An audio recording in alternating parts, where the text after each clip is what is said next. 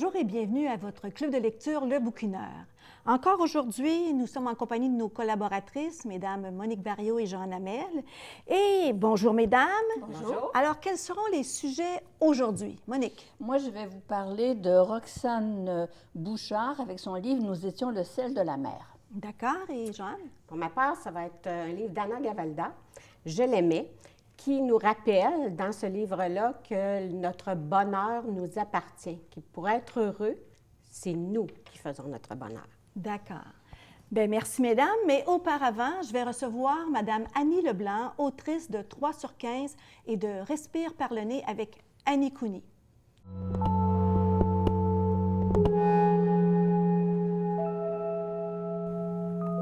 Bonjour Madame Leblanc.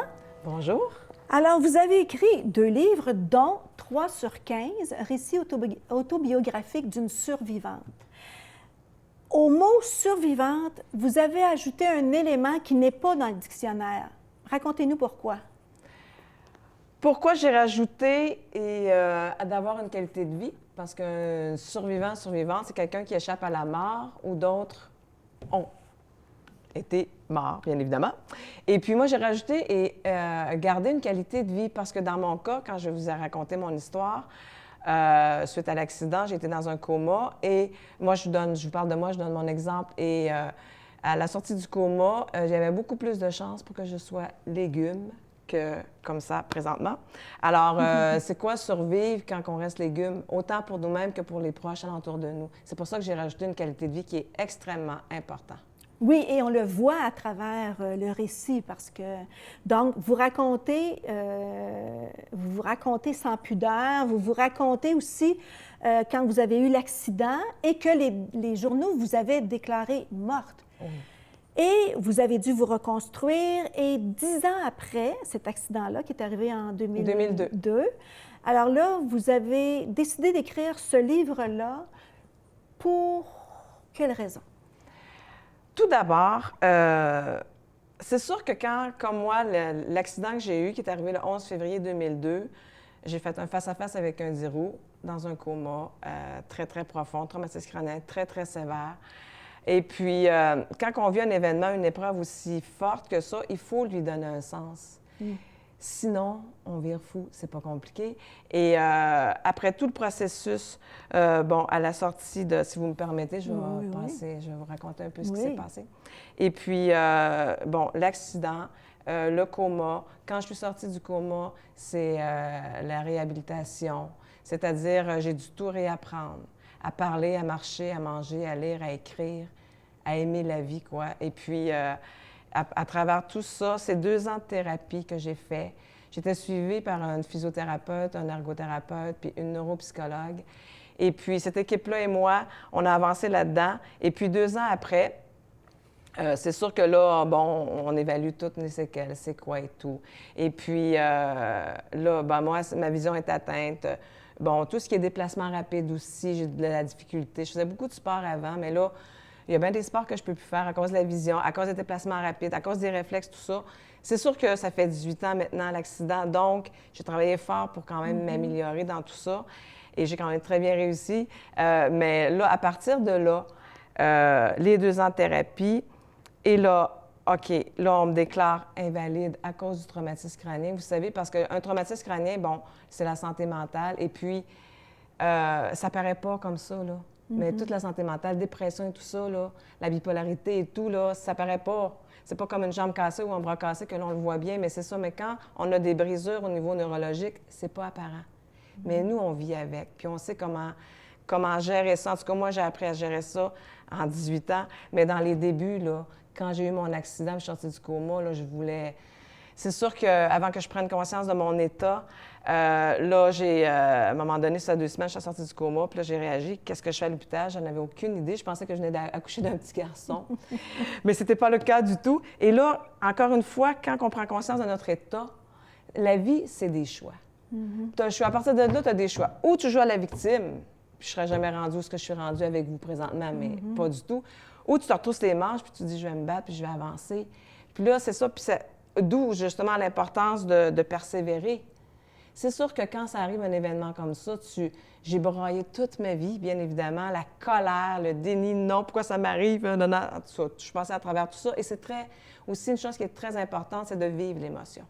Si tu veux guérir de quoi que ce soit dans la vie, peu importe l'accident, peu importe l'événement, il faut absolument que tu vives ton émotion. Fait que je l'ai sorti ma colère, je l'ai sorti ma peine, ma tristesse, ma frustration, parce que quand on a un traumatisme crânien, c'est comme si on vieillissait avant notre temps, définitivement. Quand j'ai eu mon accident, j'avais 35 ans. J'ai eu 2 semaines après, j'ai eu mes 36 ans. Mais j'avais l'impression que j'avais 95 ans, là. J'avais plus d'énergie. Un traumatisme crânien, c'est ça que ça fait. La batterie, là, le matin, je me lève, là, charger ma batterie, mais elle se décharge très, très, très rapidement. Donc, c'est très, très, très subtil. Là. Si tu dis « Ah oui, je fais le bien, puis tu as le goût d'en profiter », mais non, parce que ta batterie va se décharger, puis là, la ligne est tellement mince pour pas tomber dans le rouge, là. Fait que c'est peu importe la santé mentale ou la maladie mentale, il faut absolument que tu sois toujours aux aguets, toujours à l'écoute de toi. Puis la spontanéité, elle prend le bord, parce que toi, il faut toujours que ça soit très à ton agenda. Qu'est-ce que je vais faire? OK, me reposer, le temps de ci. Le sommeil est très important. C'est ce qui fait, au bout de la ligne, que tu as une qualité de vie. Donc, je vais essayer de répondre à ta question. Désolée. Là, c'est ça. Fait que donc, 2 ans après, OK, invalidité, d'accord. Puis là, j'étais sportive, donc je m'en vais faire un cours un exercice qui s'appelle la marche nordique. Ah oui. La marche nordique. Et puis là, on demandait de monter les escaliers rapidement, mais ça, je ne suis pas capable de le faire. Donc, je dis à celle qui nous donnait le cours, je ne pourrais pas faire cet exercice-là, je ne suis pas capable. Puis là, j'explique mon histoire. Puis là, cette dame-là, elle me dit, est-ce que ça vous tente de venir raconter votre histoire dans les écoles secondaires pour parler de persévérance? Et là, j'avais trouvé mon sens à tout ça. Et puis, là, je suis allée dans les écoles secondaires. Puis là, tout bon conférencier qui se respecte, n'est-ce pas, écrit un bouquin. Alors, j'ai pondu ce livre-là pour donner mes outils aux jeunes, aux adolescents, mais tout le monde, les adultes peuvent le lire et trouver leur compte aussi. Mais donc, je donne mes outils et je pars de ma naissance jusqu'à mon accident pour dire que tout ce qu'on traverse dans la vie, tout ce qu'on vit, ça a une raison d'être et il faut apprendre de ça et il faut en sortir plus fort. Donc, la force de caractère que j'avais le 11 février 2002 puis qui m'a aidé à sortir de ça, bien, ça vient du fait que j'ai vécu telle affaire. Donc, le jeune qui vit ça, il se sent moins seul. OK, elle a vécu ça, puis elle a appris. Puis toujours, moi, j'ai toujours le positif dans tout. La neuropsychologue qui me suivait, elle me disait, Annie, tu es proactive, tu es positive, donc tu vas t'en sortir. Et ça, c'est fondamental. Et suite à ça, vous avez écrit un 2e livre qui a un lien avec le premier et qui s'appelle Atelier Respire pour le nez avec Annie Cooney. D'inspiration amérindienne? Oui, aussi, mais c'est la suite. C'est la suite, comme la dernière page de mon livre 3 sur 15. C'est « Et la vie continue » avec la photo avec mes 2 filles. Et donc, oui, la vie, elle a bien continué. Puis moi, je suis toujours à l'écoute de la vie. J'ai l'esprit ouvert, le cœur ouvert. Et puis là, bon, OK, qu'est-ce qui peut se passer? Je suis à l'écoute des signes et tout. Et puis là, je me suis dit toujours, la vie, elle place les bonnes choses au bon moment, les bonnes personnes, les bonnes rencontres. Et là, de fil en aiguille, bien là, une de mes filles a eu 2 petites filles. Alors, je vais dîner à la garderie avec une de mes 2 petites filles. Et puis là, la garderie où est-ce que mes 2 filles étaient allées. Puis là, elle me demande, Annie, qu'est-ce que tu fais de bon et tout et tout. Et puis là, c'est ça, mais elle était au courant de mon histoire, mon accident. Puis là, j'ai dit que bon, je mettais des gens qui étaient en fin de vie et tout ça. Et puis, parce que quand on est béni des dieux, comme je l'ai été, et puis, on a un besoin de redonner énorme. Puis moi, j'ai tellement envie de redonner et faire du bien. Donc, j'allais masser des gens en fin de vie. Et puis là, elle me dit, veux-tu masser nos enfants à garderie? Et là, a déboulé tout ça. Oui. Et c'est un livre qui parle, qui est adressé aux enfants et même aux parents. Oui. Et qui parle de quoi? Quel thème? Bien, rapidement. OK, rapidement. OK. Donc, on parle de massage, de yoga et de méditation parce que ça, j'ai incorporé ça à ma vie justement pour m'aider à bien gérer mon énergie. Donc, je vais dans les garderies auprès des enfants pour faire du massage avec eux, du yoga et de la méditation.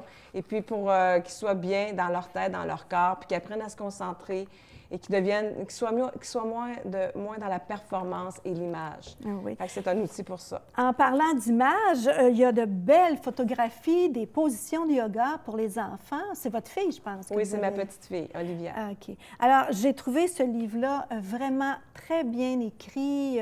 Tout est bien décrit. Il y a de beaux exemples. Moi, j'ai adoré là, votre massage météo. Là. Ça, là, je vais le faire avec, et je vous le conseille, pour le faire avec vos petits-enfants. Même même avec les grands, je pense que ça prendrait Absolument. énormément. Oh oui, c'est pour tout le monde, c'est pour toute la famille, toute la famille. Où peut-on se procurer et comment peut-on se les procurer, vos 2 volumes? Parce que je pense qu'ils sont encore disponibles. Hein? Oui, on peut se les procurer. C'est à la maison d'édition, à compte d'auteurs qui ont publié mes 2 livres. Ça s'appelle Les carnets de Dame Plume. Oui, OK. Vous allez sur leur site Internet, tout est là-dessus. Et puis, c'est une maison d'édition exceptionnelle. Alors, vous pouvez vous les procurer à cet endroit. Vous êtes une femme très inspirante. Merci beaucoup. Et je conseille à tous nos auditeurs et auditrices de lire ces livres-là. C'est vraiment là, inspirant. Merci énormément. Merci beaucoup.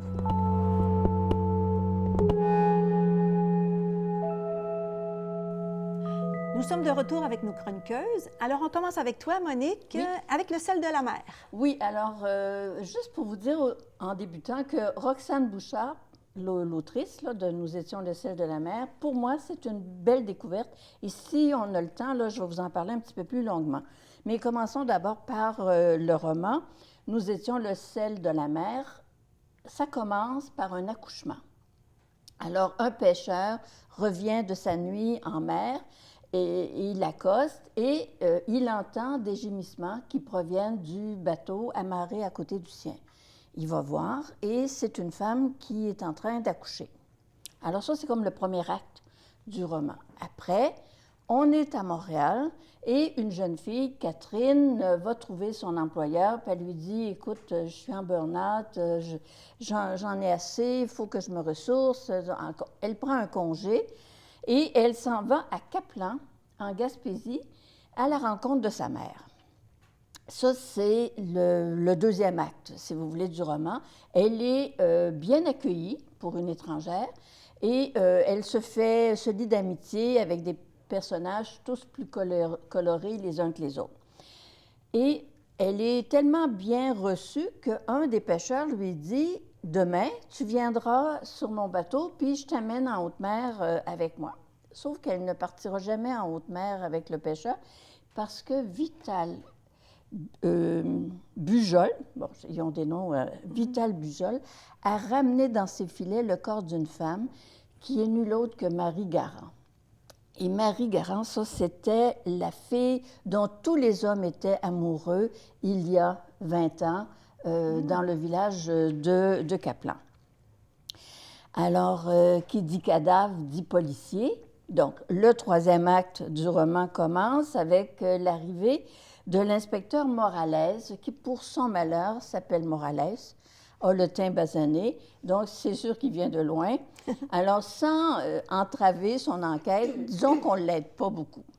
Alors, ce roman, qu'on peut identifier comme étant un roman, un polar, puisqu'il y a une enquête, puisqu'il y a un policier, mais je dirais que ce n'est pas tout à fait ça, parce que, comme dans les livres de Philippe Claudel, dont je vous ai déjà parlé, le meurtre est comme un prétexte pour découvrir des personnages, pour découvrir une situation, pour remonter dans l'histoire, reconnaître des émotions, tout ça.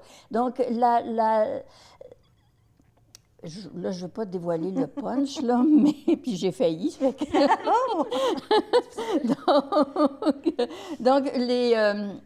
Donc, ce qui est intéressant dans ce livre-là, c'est pas tellement l'enquête que de découvrir, bien d'abord, qu'est-ce qui a réellement amené Catherine à Caplan, qui sont tous ces hommes qui ont gravité autour de Marie Garand lorsqu'elle était jeune, puis qui est l'inspecteur Morales et qu'est-ce qu'il vient faire ici, pauvre homme, un peu largué par sa femme qui elle-même avait demandé que le couple aille s'installer en Gaspésie parce qu'elle est sculpteur puis elle avait besoin de grands espaces pour son inspiration.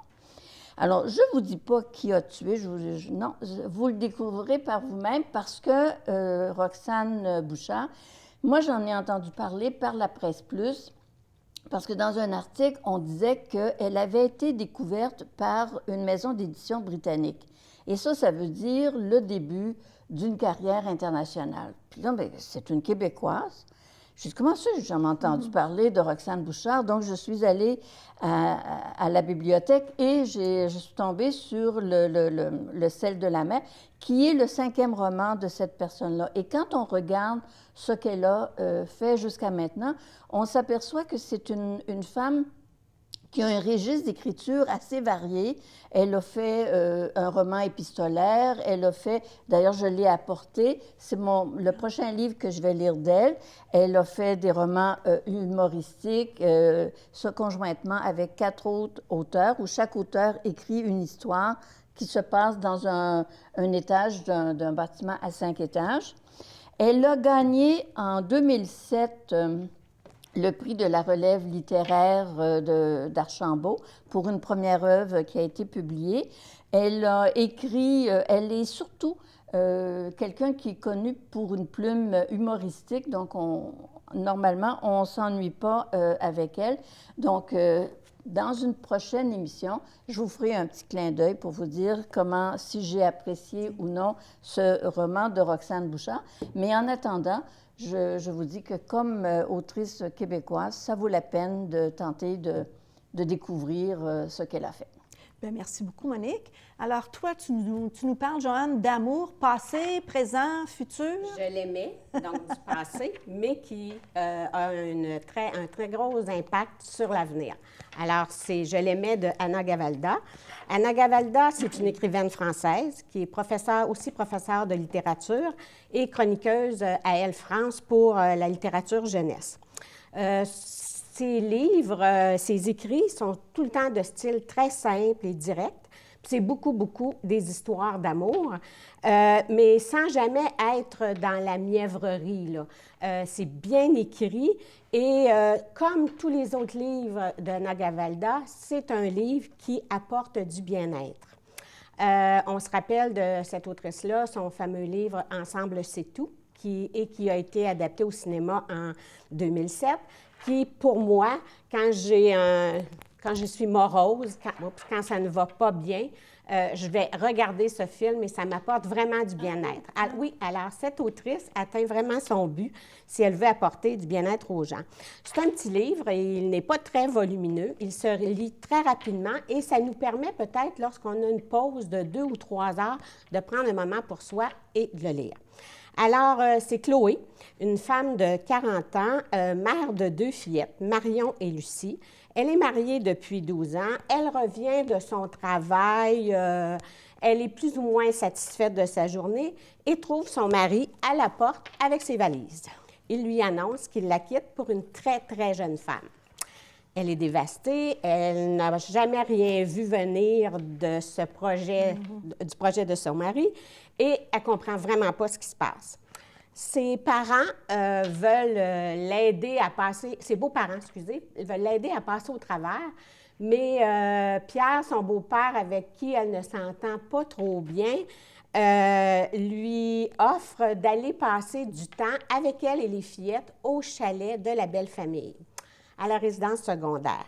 Ce beau-père-là, elle ne s'entend pas bien avec parce qu'il est distant, taciturne, rigide, mutique. Quand on lit, on trouve nous aussi qui est comme ça. Elle, finalement, elle se retrouve seule avec lui parce que les 2 fillettes sont petites et le soir, les 2, le beau-père et Chloé, se retrouvent au coin du feu avec de très bonnes bouteilles de vin. Dans les livres d'Anna Gavalda, on a souvent de bonnes descriptions des bouteilles de grand vin. C'est aussi un côté intéressant. Alors, le beau-père et Chloé se confient l'un à l'autre. Pierre, le beau-père, décide finalement de se livrer, le vin aidant bien entendu, sur son travail, ses relations avec sa femme Suzanne, ses enfants Adrien et Christine. Adrien étant le conjoint de Chloé qui l'a quitté. Alors, le beau-père avoue qu'il sait très bien qu'Adrien est malheureux, comme lui l'a été, qu'au lieu de critiquer le comportement d'Adrien, il va tenter d'expliquer à Chloé que parfois, il vaut mieux être malheureux une bonne fois pour toutes, ce que Adrien s'apprête à faire, puis à lui causer du malheur à elle, et passer à autre chose que de vivre toute sa vie avec quelqu'un qui ne vous aime plus, en prenant comme exemple un exemple concret dans sa propre vie. Alors, c'est là qu'il lui révèle que même s'il est marié à Suzanne, un jour, il a rencontré un grand amour, Mathilde. Mais par lâcheté, pour ne pas bouleverser sa vie, il n'a jamais eu le courage de quitter sa femme. Chloé, de son côté, réfléchit et reconnaît qu'elle a accepté, elle, un travail au sol d'un musée au début de son mariage pour aider à défrayer les études de son mari. Elle y est restée par peur du changement et est malheureuse dans son travail. Pierre, c'est lui aussi qu'elle vit dans la routine et les accommodements et n'est pas satisfaite parce qu'elle n'est pas heureuse au travail, mais elle n'est pas heureuse non plus dans son couple. Elle vit la routine tout simplement. Il lui déclare « Tu es tout ce que je ne suis pas.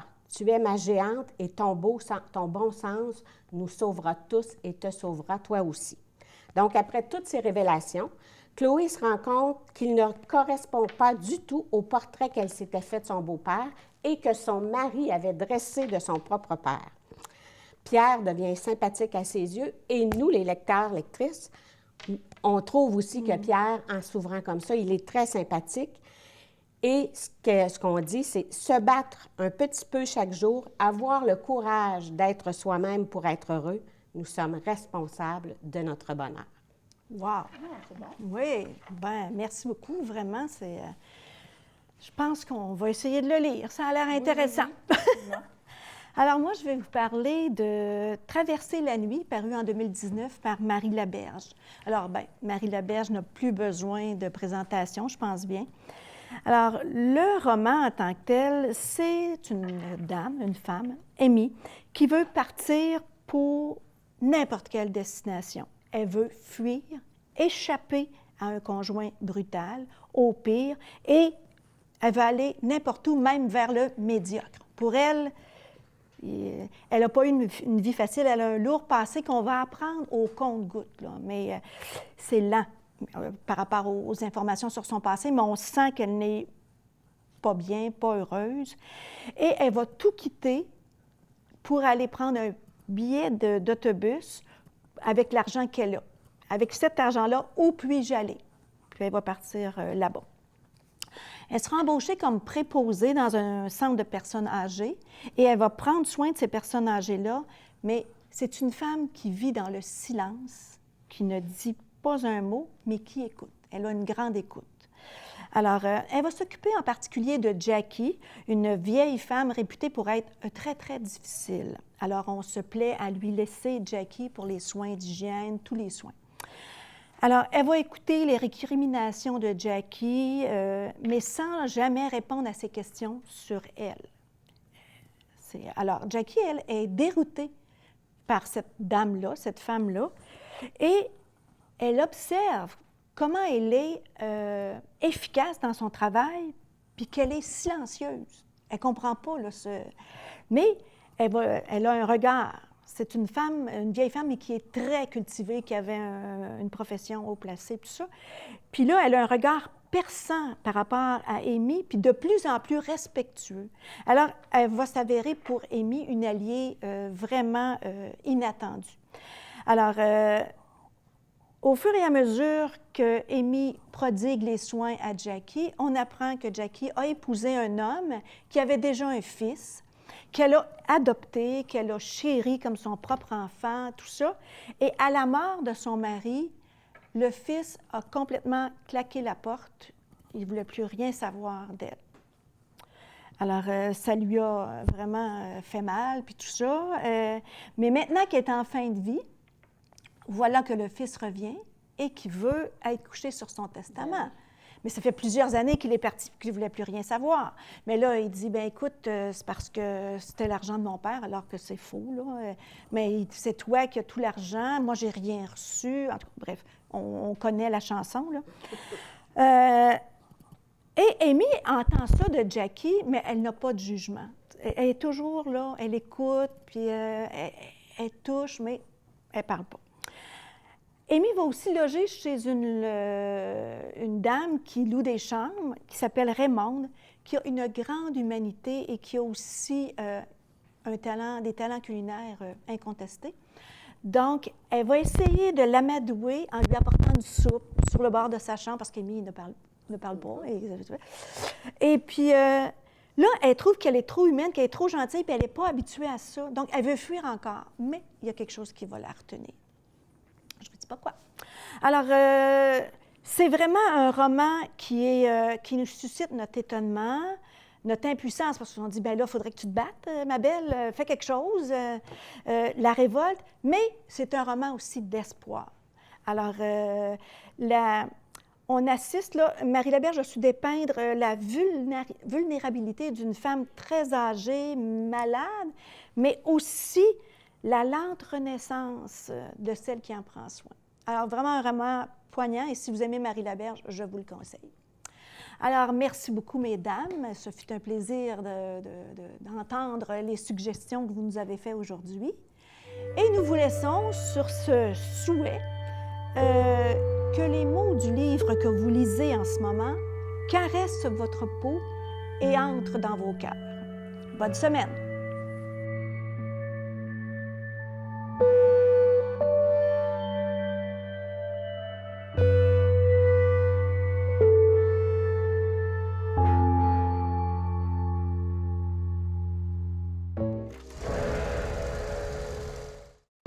Amène ton monde ici, amène ton monde chez nous.